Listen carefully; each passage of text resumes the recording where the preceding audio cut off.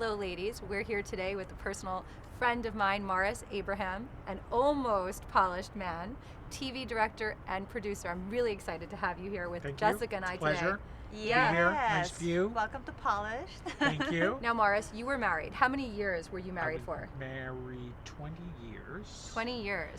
And, Yeah, but what made you leave the marriage? well, because we weren't happy, I'd say a few years. And we weren't happy because of life's distractions. I think you lose each other when you have career. Like, I'm a very driven person. The only way you can be successful here is to be driven.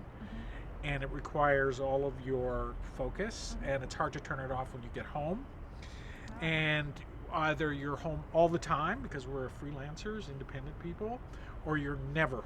Yeah. There's no kind of then There's no balance. There's no balance. Yeah. It's a crazy because there's no formula to the entertainment show, film, television. There's no formula. It's like if you want to become a doctor, there's a process. It's not easy, Okay. but there's a process. I know, If I you want to say the become a same thing. lawyer, there's a process. But in our business, there is no process. It's not about degrees. It's not about anything. Okay, but does it have something to do with the woman?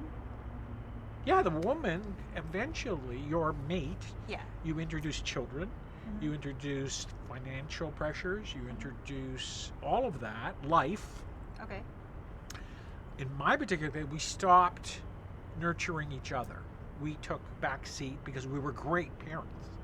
Okay. And our daughters were a priority, so we didn't say, this is date night, or we have to take 2 days and go to Vegas and hang out. Yeah. And keep that fire alive. But when I first met my ex, it was like crazy So, fire. Morris, you're back in the dating scene. I guess, What's- technically. well, tell me, what's life like in the It's dating very scene? impossible. I've Yeah. kind of given it up, seriously. Oh.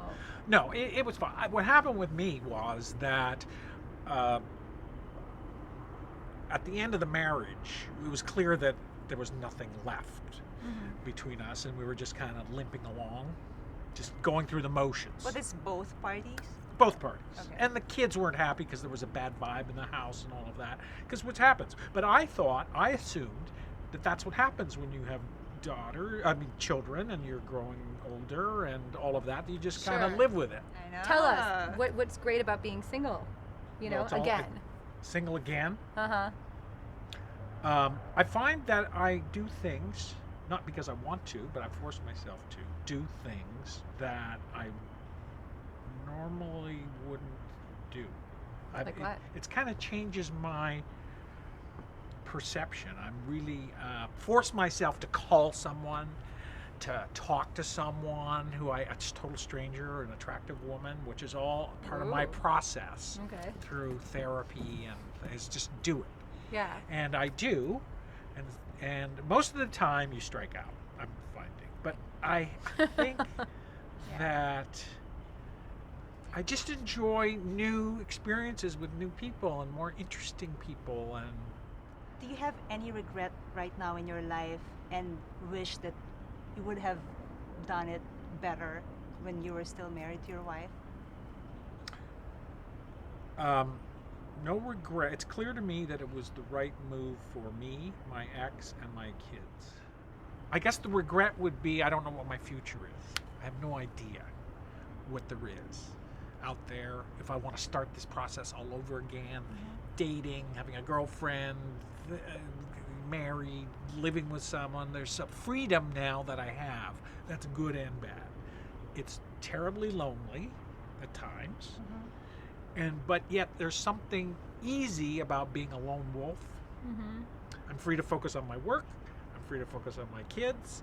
I'm free to do whatever I want. If I want to pass gas, I can. You don't have to like keep Yeah. it and hide. It's all about farting, the whole thing. It's just very, very